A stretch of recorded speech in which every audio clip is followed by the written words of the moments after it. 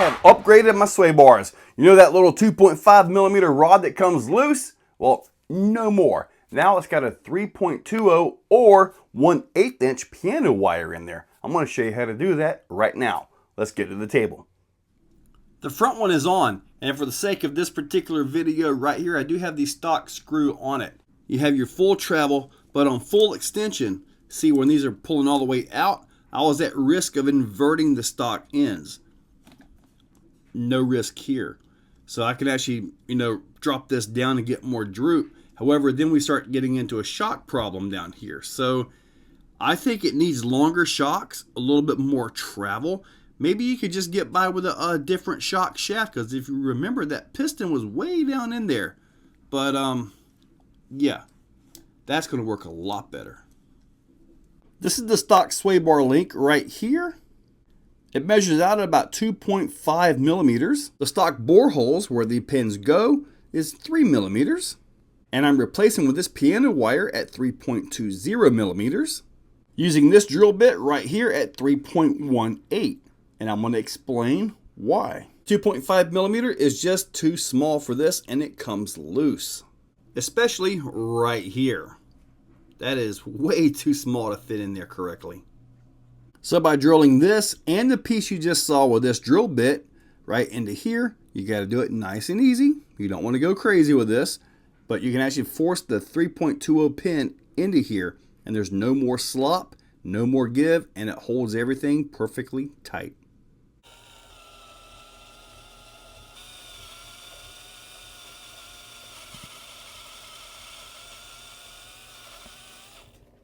And that's it.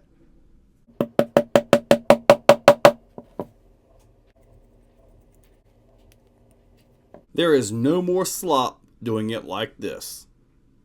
Now, if you want, you can actually still put a little flat on here just to make sure everything stays in place.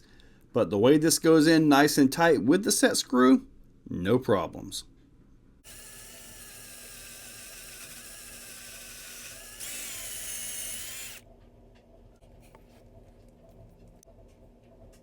With the rear done, you push this down. You saw the same issue with chassis clearance. This will actually hit the bottom of that.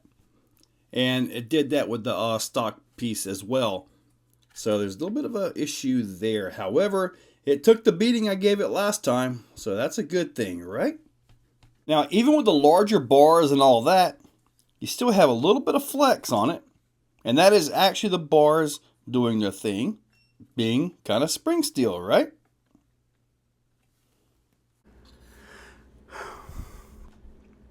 Before I take this outside, I want to show you guys that even though I went with a much larger bar, it still has some flex there, and you still have a little bit here as well.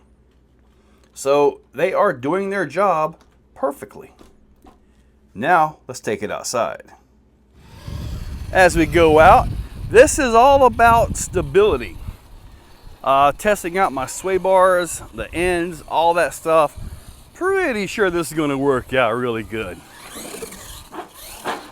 Well, all right.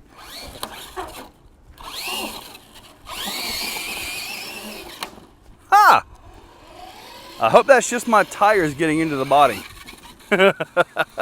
If not, well, maybe getting close to time for those Vidavon housings. And that brings up another point. I'm kind of, with the wheelbase of this, I'm actually leaning towards putting rear steer on it. I can do a rear steer truck and actually have it perform. It's all in the setup and the driving that you do with it. So you set your rear steer servo up, you put the link close to the splines on the servo. You do that, and then you do a maybe 20 to 30% at the most of overall servo throw. What that does is it gives the back a little bit of a push to allow it to start the rotation, and oftentimes that's all you need.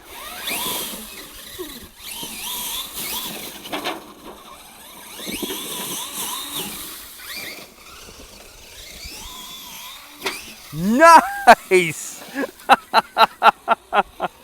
Oh, man. Ooh, right in the sand. Hopefully soon, this will all be dirted. This will all be dirted, and this will all be nothing but a play area. Ramps, jumps, just a big, fantastic area to have some fun. That's what the goal is.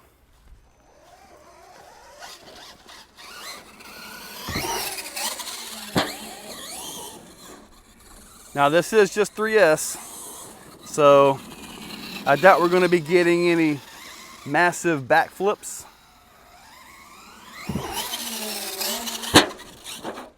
Wow.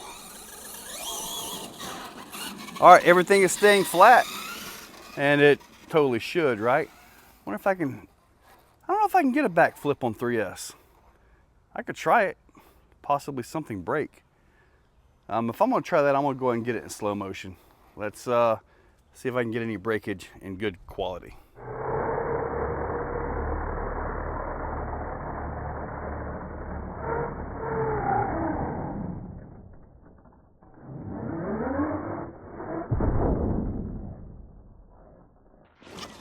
That would be a no. That would be a no.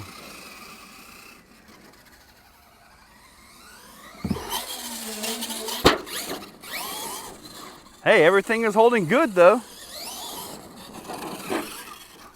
Now, when you slide into something like that, it's like, you know, you have an issue. That's more driver error than anything though. I wonder if I can get a backflip off of this. I want to do a backflip on 3S. There we go. Ha ha!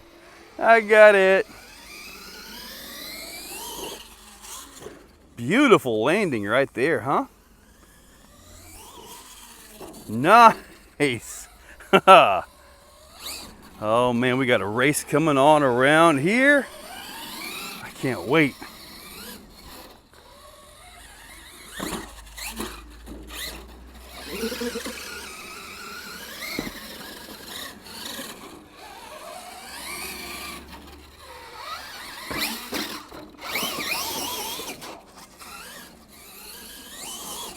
Oh, almost took out my little stand.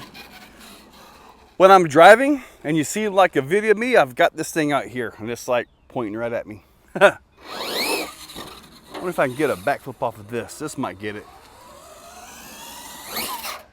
I don't think so. It's gonna take a little bit of a bounce or a hit. Nope, not on that one either. That's a possibility. That's possible on that one. Let's try it. What happens, happens, right? Okay. No, did not happen. I got some work to do on this track.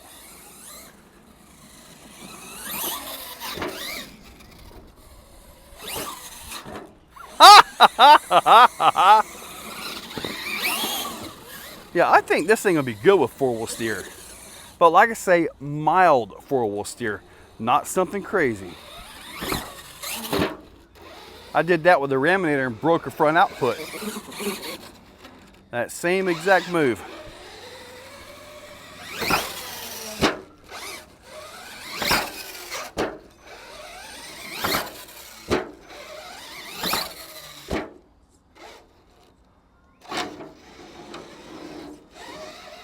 Okay. Let's see if I can do this. I think that might be the first time I've ever actually done that.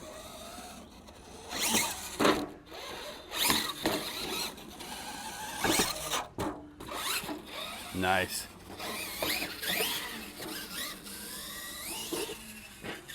Oh, crashed that one.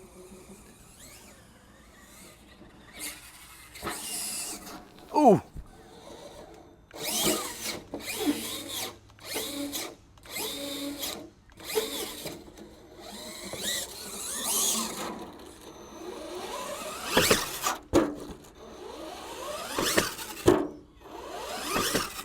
That's so easy.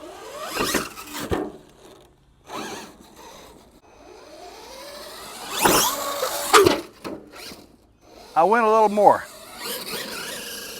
I should try that on slow motion.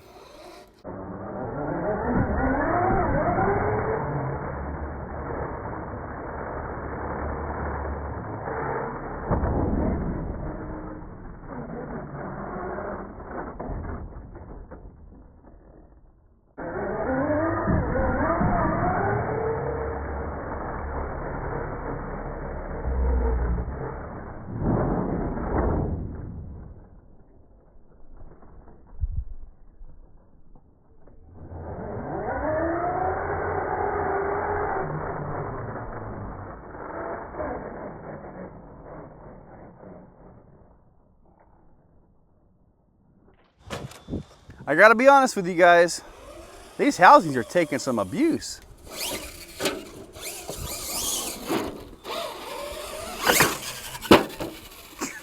All right, let's try it.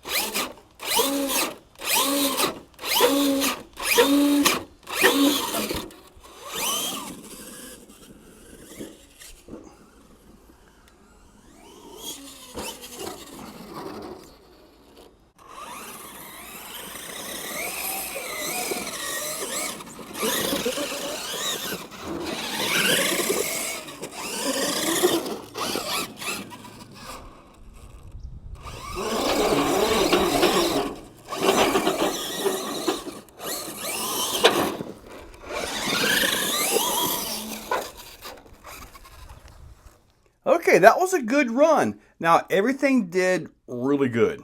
However, one issue that I've got is from the backs, when they hit the chassis on full compression, I'm getting this right here.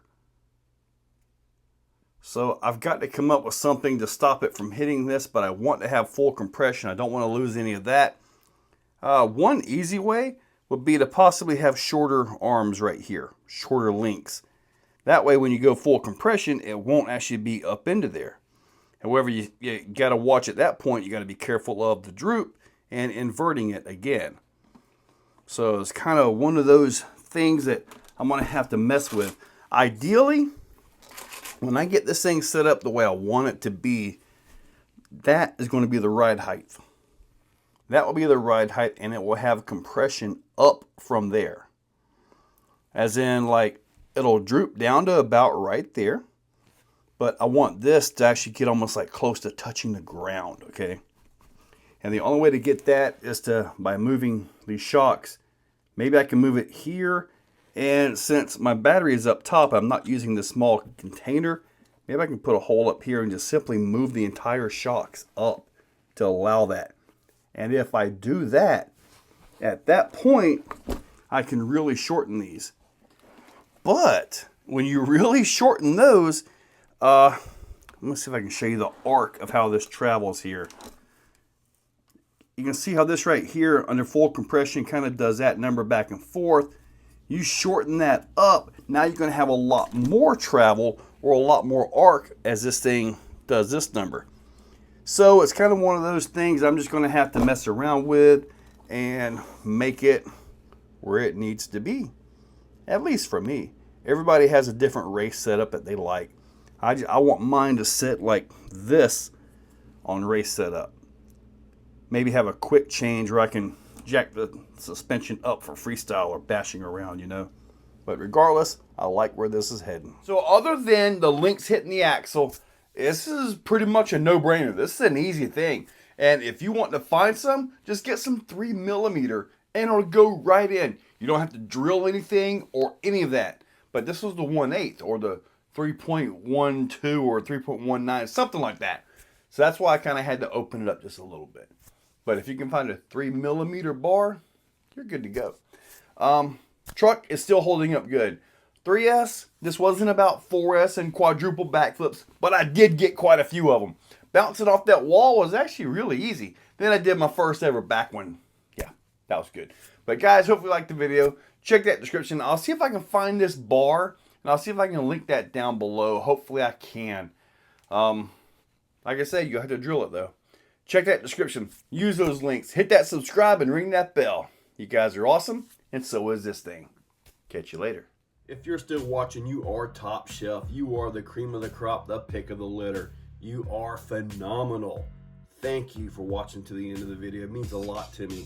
Now, down below, there are links for the products you see, also for channel memberships. If you guys want to be a part, channel members get early viewing on pretty much everything that I can. So guys, check that description. There's a lot of info down there.